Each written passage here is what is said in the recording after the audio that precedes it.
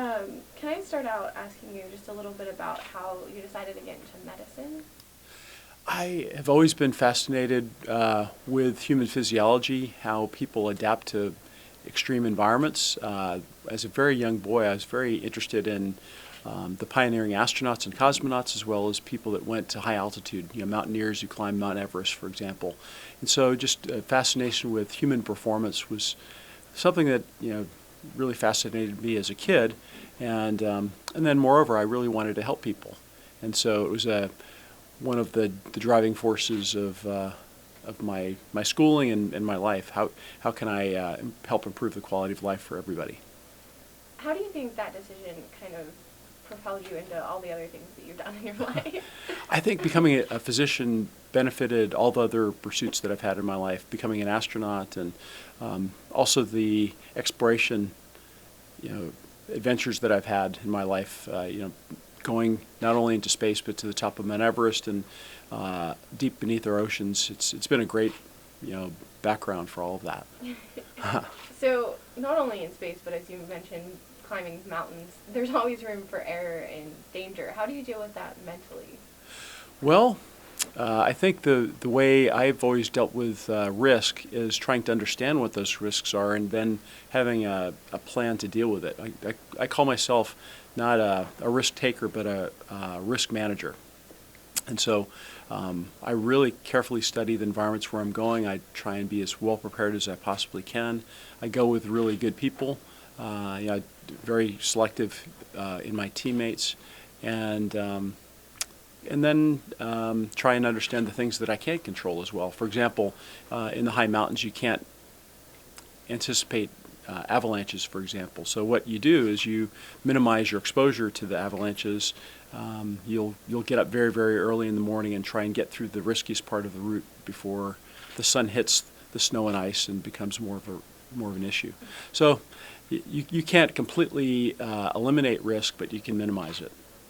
Do you think that mindset came from your background in trauma and emergency medicine? That's a great question, and absolutely. I think that whole idea of kind of quickly assessing a situation, addressing the problems that you can, and running down the list. It's a very structured, very well validated approach to dealing with challenging situations. Yeah. And you were speaking about going with people that are well prepared. I know you went on the 1998 mission with John Glenn. Mm-hmm. Could you tell me a little bit about what that was like?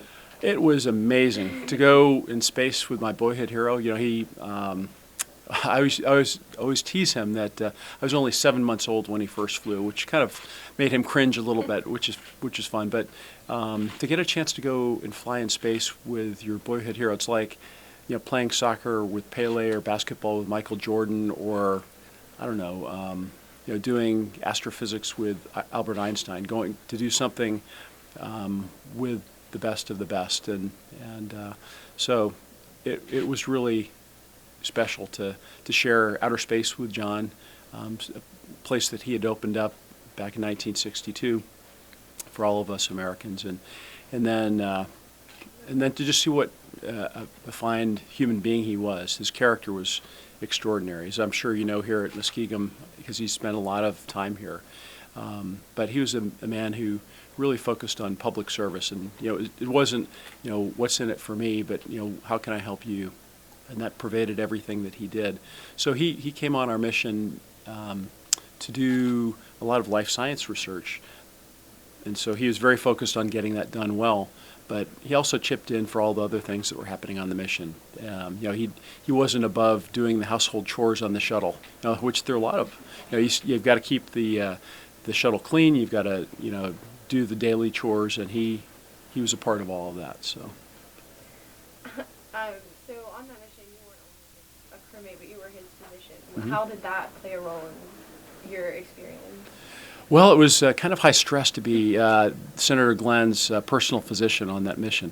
We're doing a lot of medical research. Also, he was 77 years of age at the time, so we didn't know exactly how the spaceflight environment would impact his physiology. For a younger person, it's still kind of stressful on the balance system and the heart and and so on. But he was in extraordinary shape even at that age, so he did fine. Yeah, it was quite a thrill to be able to be there alongside him. And we did a lot of experimentation on poor John, including a lot of blood draws. We had to take he would say gallons and gallons of his blood, and then we had to outfit him in this sleep system that had EEG sensors on his scalp, and then this vest that sensed his cardiopulmonary function at night, and pulse ox on his fingertips, and so poor guy had to sleep in this kind of Frankenstein outfit a couple of nights during the mission. So that couldn't have been very restful for him. In my research, I've heard a lot about your other mission where you fixed the solar array Yeah, from right. outside. Yeah. Could you tell me a little bit about how you felt during those moments? Well, the solar array repair on STS-120 was really, quite extraordinary. It was further than we'd ever gone from the safety of our airlock before, and we were doing something that had never been envisioned. We didn't train for this on the ground, so we hadn't anticipated this kind of a failure. And we're operating on a fully energized solar panel. So we basically had to rely upon our training and our instincts to do the best we could to repair the solar panel, but also keeping safety as paramount. So we had certain procedures that if things weren't going the way we had hoped, if things were getting too dynamic out there, we would have waved off and come back in and probably tried another day. So, that's one of the things that I love about NASA is just its ability to take things that are so incredibly challenging and come up with a plan to fix this vexing problem. Thankfully, in our case, it worked the very first time. But had it not worked, I'm sure they would have come up with a plan B or a plan C the next days. So, is coming up with plans like that ahead of time and in the moment kind of the difference between all the training that you guys do when you're actually here still? Right. So that's exactly the mindset is train as broadly as you possibly can, be as thorough as you possibly can. And so if things don't go well, you can fall back on that training. But then when there are special circumstances, people will come together and find those plan Bs and Cs and Ds. So, is it possible to open up a window or something? It's pretty warm in here. It's getting kind of. Well, that's kind of a. Yeah. They're just for show. Yeah. Hey, how are you? Good. How are you doing? Good. Good.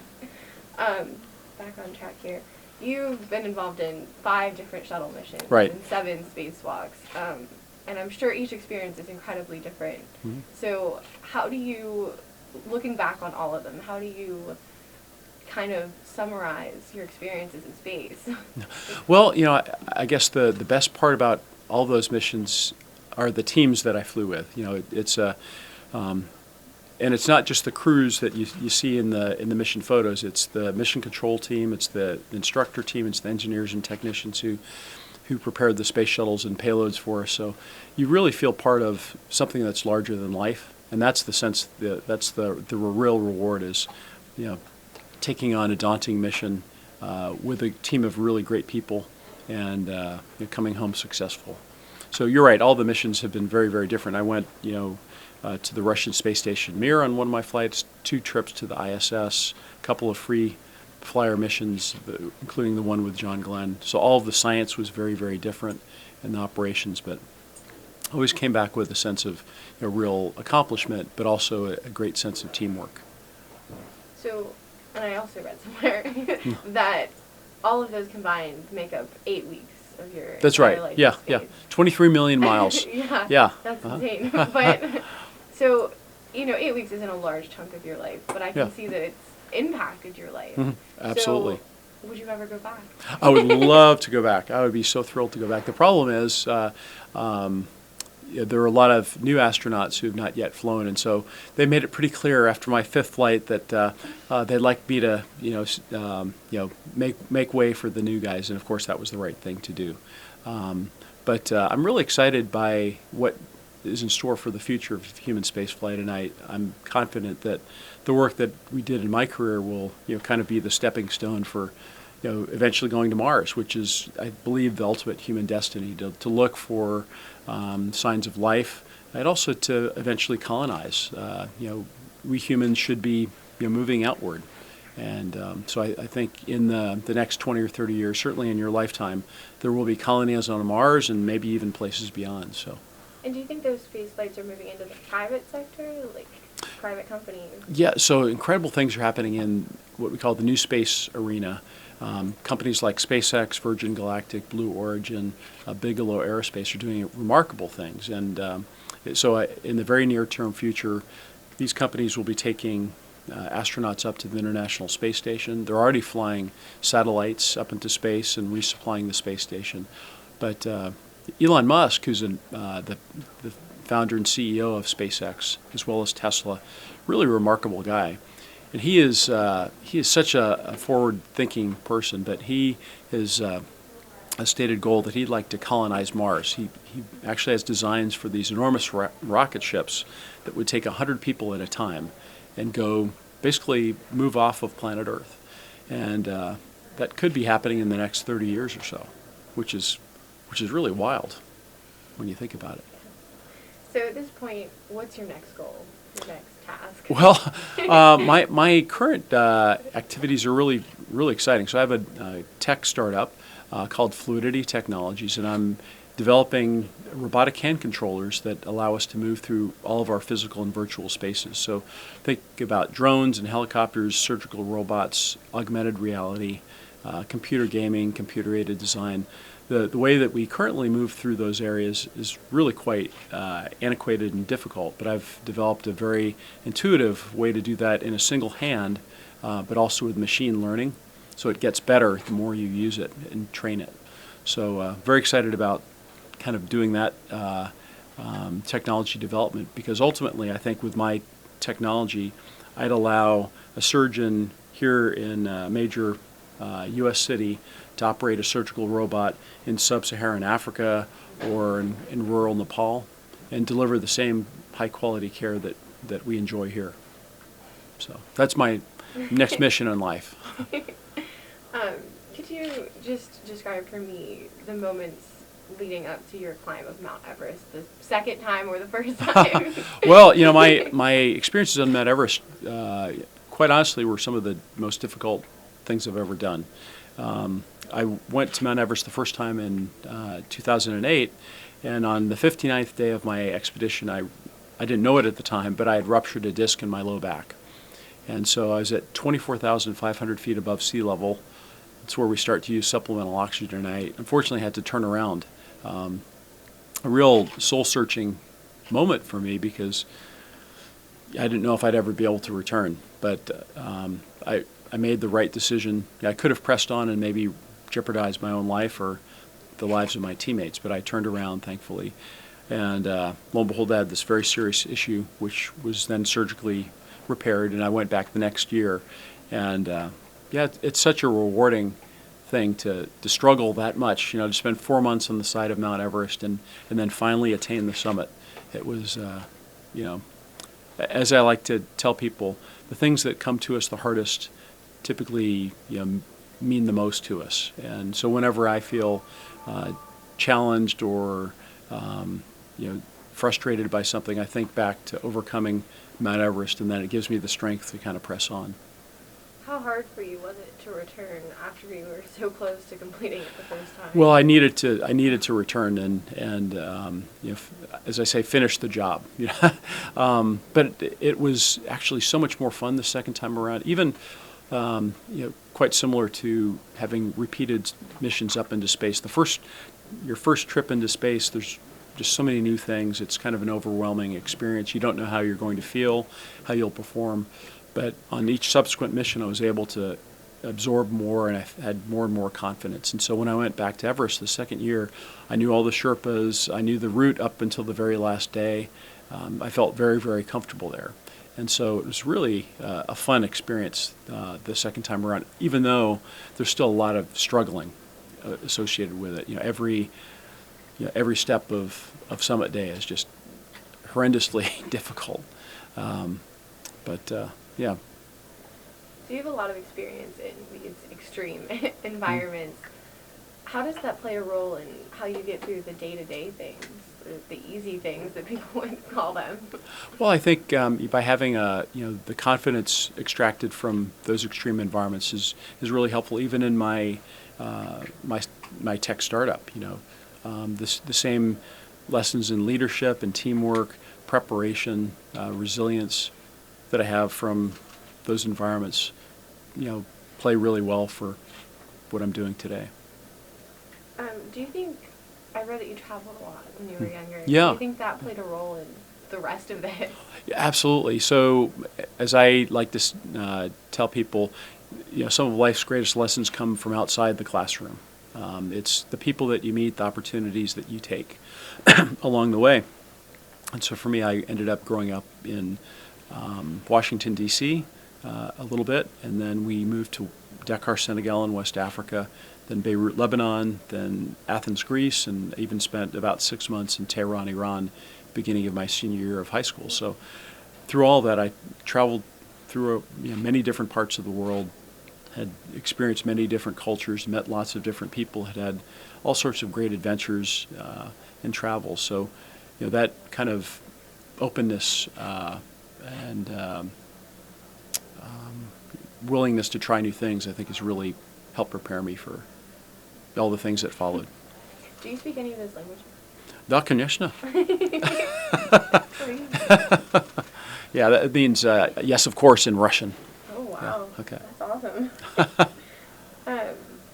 So what really got you into becoming an astronaut after your brief stint in medicine? Because you were in your residency, correct? That's right, when I was selected. Yeah.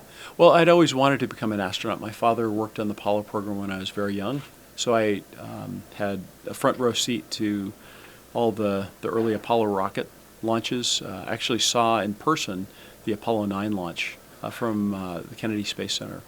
And so, being exposed to the program from that vantage point, it was pretty easy. Yeah. So, do you think any of your children are interested in becoming astronauts? No, they have no interest whatsoever. No. In fact, my son, thinks that it's pretty everyday stuff. So he's actually interested in entrepreneurship, though. He's at Baylor University in Waco, Texas, and doing a really neat business program there.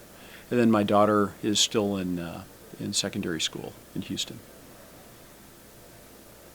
But yeah, no interest in following in my footsteps. And then, so are you in the process of traveling around right now and speaking to different groups? Is that what's happening? Well, this week has been crazy for me.